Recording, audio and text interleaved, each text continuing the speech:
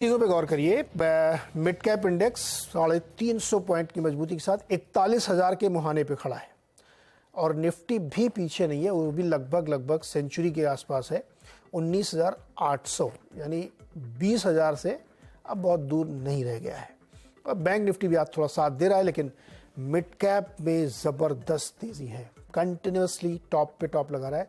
Small cap mid cap दोनों ही flavour of the day, क्या flavour of the week या flavour of the Fortnite आप कह सकते हैं, लगातार उसमें तेज़ी बनी हुई है। एक क्विक चेक मार्केट कर लेते हैं। हमारे साथ बातचीत करने के लिए है एलकेपी सिक्योरिटीज़ के सीनियर टेक्निकल एनालिस्ट रूपक डे। रूपक, क्या लग रहा है?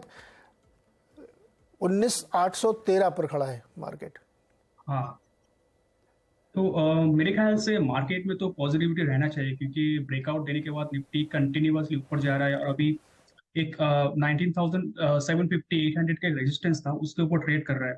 तो अभी अगर निफ्टी 19 और बैंक निफ्टी का भी साथ जबरदस्त मिला, क्योंकि बैंक निफ्टी में ब्रेकआउट है, कंसोलिडेशन ब्रेकआउट है। और ऊपर में बैंक निफ्टी यहाँ से 46,000 तक लेके जा सकते हैं। और निफ्टी को सपोर्ट देना चाहिए बैंक निफ्टी की तरफ से, जो निफ्टी को 19,900 तक लेके जाना चाहिए। 19,900 के ऊपर फर्दर रैली टुवर्ड्स 20,200 तक दिख सकता है मार्केट में। तो ओवरऑल सेंटिमेंट पॉजिटिव रहना चाहिए। ओके। और मिड कैप में ये रैली जो लगातार चल रही है 10-15 दिनों से। मिड कैप में तो वीकनेस अभी चालू नहीं हुआ, मिड कैप में सेंटिमेंट पॉजिटिव कंटिन्यू रहना चाहिए। तो मेरे हिसाब से मिड कैप में भी अगर 40,500 होल्ड है, तब mid cap further rally towards 41,500 42,000 continuously rally होना चाहिए जब तक 40,500 होल्ड है। ओके, ये रैली। अच्छा, एक दो स्टॉक पे आपका क्विक व्यू चाहिए मुझे। एक मझगांव डॉक पे बताइएगा। बढ़िया तेज़ी लगातार इस पे बनी हुई है, नए नए लेवल्स रोज ये क्रॉस करा है। और पीएफसी में जो 11.5% ऊपर, आज पावर स्टॉक्स आ रहे हैं, लेकिन उसमें पीएफसी पे आपकी राय चाहिए मुझे। जी हाँ, अगर मैस्गा डॉक की बात करें तो ये कई हफ्तों का जो कंसोलिडेशन बैंड था, उस बैंड का ब्रेकआउट दिया और स्टॉक में एक अच्छे खासे अपमूव दिख रहा है। तो मेरे ख्याल से ये जो सेंटिमेंट जो पॉजिटिव हुआ वो कंटिन्यू होना चाहिए जब तक 2100 के ऊपर होल्ड है स्टॉक।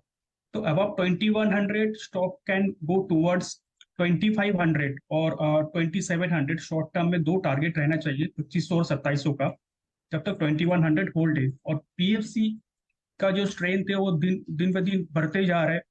तो मेरे ख्याल से पीएफसी में अभी इमीडिएट सपोर्ट हो जाएगा 290।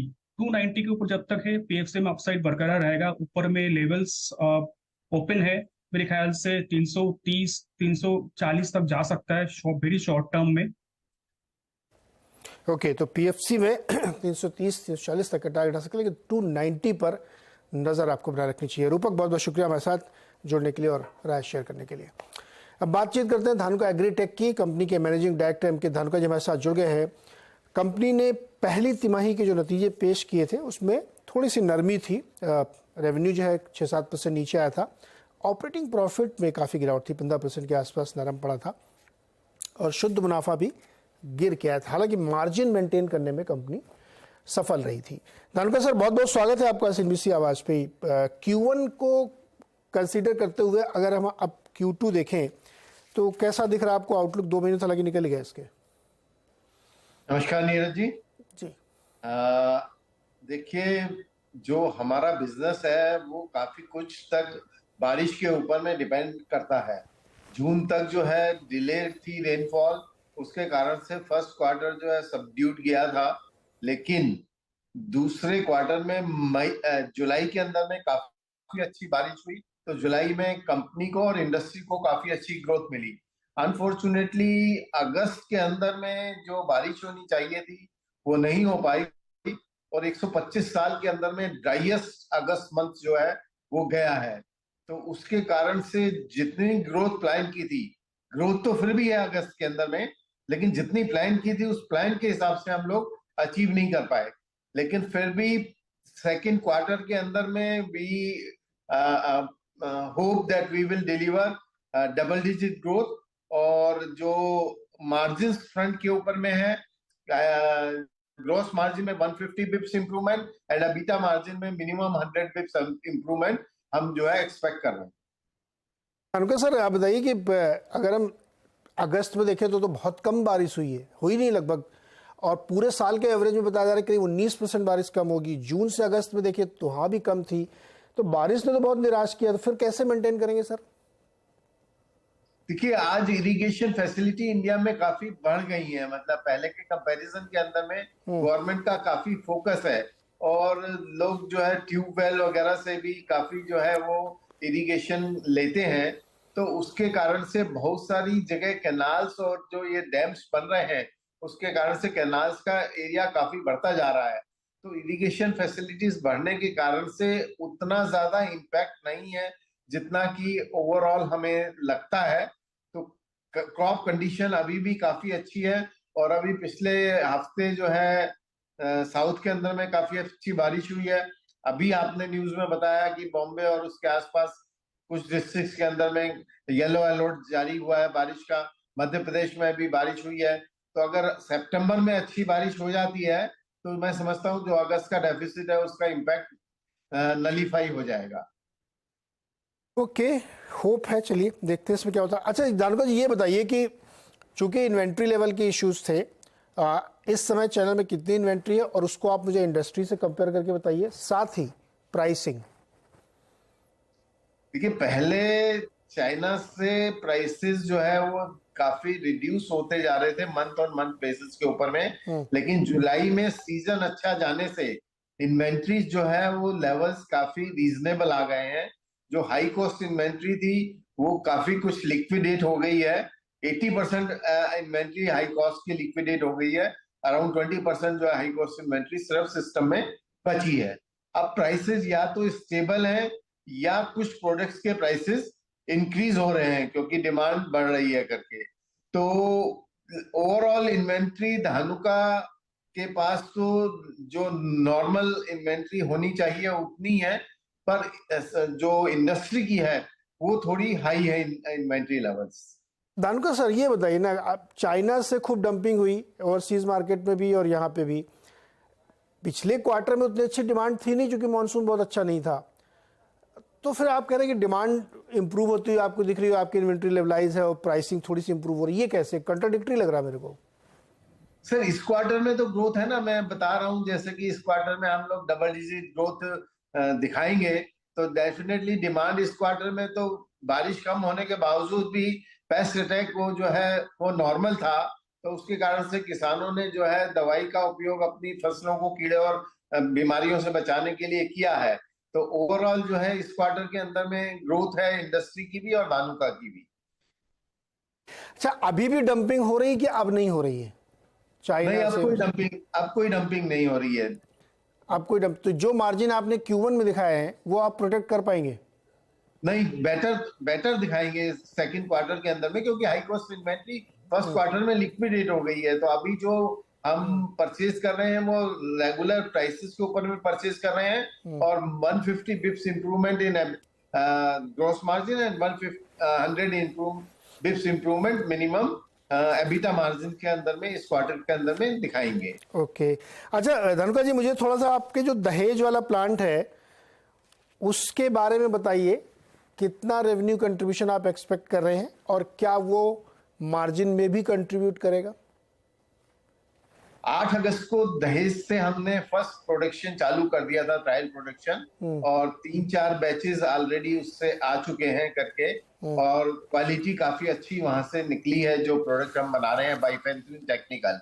तो अभी हमने एक प्लांट डाला है सिर्फ वहां पे, और इस साल हम लोग उस प्लांट से 50 करोड़ का रिवेन्यू एक्सपेक्ट कर रहे हैं। आने वाले समय में वहां पे 10 प्लांट डालने का स्पेस है। तो हम वेट कर रहे हैं कि किसी मल्टीनेशनल कंपनीज के साथ टाई अप होके उनके कुछ मॉलिक्यूल हमें मिले, तो अकॉर्डिंगली उनकी रिक्वायरमेंट के हिसाब से हम नए प्लांट वहां पे लगाएंगे। ये टाई अप हो गया या आप ढूंढ रहे हैं अभी? नहीं, अभी ढूंढ रहे हैं, अभी हुआ नहीं है, बातचीत चल रही है। तो इस जरा मुझे ये टेक्निकल प्रोडक्ट में थोड़ा बताइए, किस तरह के हैं, मार्केट क्या है, क्या ये B2B सेगमेंट सही है?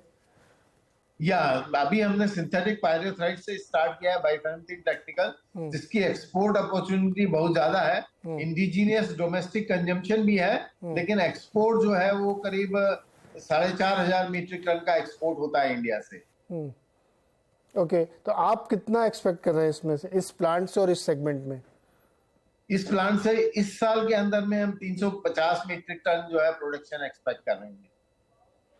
350 टन आप एक्सपेक्ट कर रहे हैं, और अभी आपने कहा कि 50 करोड़ तक के रेवेन्यूज आप एक्सपेक्टेड लाइन पे इस पे लेके चले। एक सवाल और सर, ये जो B2B सेगमेंट है इसका किस तरीके का आउटलुक है, और आपके अपने एक्सपीरियंसेस इसमें किस तरीके के रहे पहले के?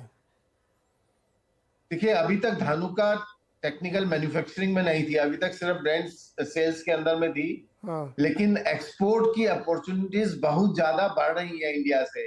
जो मल्टीनेशनल कंपनीज हैं, अभी तक वो चाइना के ऊपर में डिपेंडेंट थी, लेकिन अब चाइना +1 का कंसेप्ट वो अडॉप्ट कर रही हैं, और +1 में India is the preferred choice. तो इंडिया ने अभी यूएस को पीछे छोड़ के लास्ट ईयर के अंदर में 5.5 बिलियन US$ का एक्सपोर्ट किया है, और सेकंड लार्जेस्ट एक्सपोर्टर एग्रोकेमिकल्स के अंदर में बन गई है। तो यहाँ से एक्सपोर्ट की बहुत ज्यादा अपॉर्चुनिटीज हैं। और अभी लास्ट वीक मनसुख मांडविया जी ने केमिकल सेक्टर के अंदर में PLI स्कीम के लिए भी बातचीत की है। तो अगर PLI स्कीम इस सेक्टर में अनाउंस हो जाती है तो डेफिनेटली जो एग्रोकेमिकल सेक्टर है वो ज्यादा कॉम्पिटिटिव हो जाएगा चाइना के कंपैरिजन में, और यहाँ से एक्सपोर्ट अपॉर्चुनिटीज और ज्यादा बढ़ेंगी। तो धानुका जी सर बताइए, कुछ आपकी किसी से बातचीत हुई है कोई टाई अप की, या कुछ प्रिलिमिनरी स्टेज पे कोई आपने ढूंढा है कि इनसे बातचीत की जा सकती? कुछ तो आइडिया दीजिए ना सर। नहीं, देखिए, हमारा 6 जैपनीज कंपनीज के साथ में टाई अप है, और अभी 25 साल हम जो है वो फर्स्ट टाई अप को पूरा कर चुके हैं। तो हमारी जो एथिकल बिजनेस का जो कंसेप्ट है वो सब जैपनीज कंपनीज को पता है। हालांकि जैपनीज कंपनीज काफी समय लेती हैं डिसाइड करने के अंदर में, लेकिन फिर भी मैं समझता हूं कि जल्द ही जो है हम कोई ना कोई नया प्रोडक्ट इंट्रोड्यूस करके मार्केट को इन्फॉर्म कर पाएंगे। इसी क्वार्टर में कर लेंगे सर? पार्डन? इसी क्वार्टर में हो जाएगा ये? नहीं नहीं नहीं, ये it will be too early. इस साल दिसंबर तक? इस फाइनेंशियल ईयर में हमें उम्मीद है कि जो है कोई tie up definitely shape up लेगा। इस फाइनेंशियल मतलब मार्च तक कोई टाई अप शेप अप लेगा, चूंकि ये नया सेगमेंट है टेक्निकल वाला, और B2B में है जिसमें नया एक्सपीरियंस भी है धानुका जी का। तो उम्मीद करते हैं कि शायद ये जल्दी से जल्दी हो। धानुका सर बहुत बहुत शुक्रिया जुड़ने के लिए, और धन्यवाद नीरज जी। करते हैं कि ये फाइनेंशियल ईयर आपके लिए काफ़ी बेहतर रहेगा। धानुका एग्री टेक इस समय ट्रेड कर रहा है 833 रुपये पे, करीब 10 रुपये ऊपर। एक छोटा सा ब्रेक के बाद मार्केट की बातचीत। बाजार में बढ़ती हुई तेजी, मिड कैप अब 350 पॉइंट से ज़्यादा की मजबूती के साथ काम कर रहा है, और निफ्टी 100 पॉइंट के लगभग पहुंच चुका है, और बैंक निफ्टी भी 300 पॉइंट। तो ज़बरदस्त उछाल, डेज हाई पे मार्केट, और एडवांस डिक्लाइन भी फेवर में, और चारों तरफ हरियाली ही हरियाली है। एक स्टॉक मार्क करता हूँ आपके सामने, लैंडमार्क 14% ऊपर है 825 रुपये में। खबर इसमें यह थी कि इन्होंने हावड़ा में एक महिंद्रा की एजेंसी ले ली। सिर्फ इस खबर पर स्टॉक 14% ऊपर है। इस तरह की रैली मिड कैप स्टॉक्स में देखने को मिल रही है।